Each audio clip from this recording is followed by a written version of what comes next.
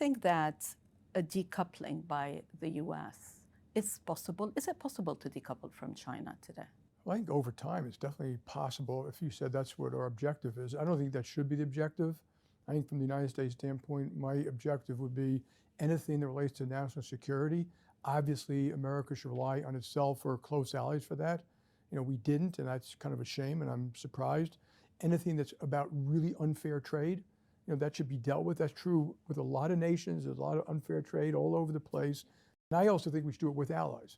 You know, I think if the Western world, I would want to negotiate eventually with Europe, with the UK, with Japan, Korea, Australia, Philippines, and have a very strong economic relationship, and also then face off with China and say, we want to trade with you, but here are the terms of trade that we all think are fair and reasonable. What do you think should happen now?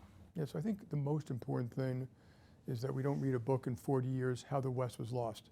And so I think it's one thing for any nation or the United States to say, I think this is unfair around trade, around the cost of military. I think there's some very good points, which I think Europe knows that they need to spend more on their military.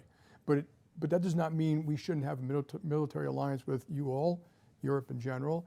And same with the economy. And there clearly was hedge fund deleveraging, which caused some of this.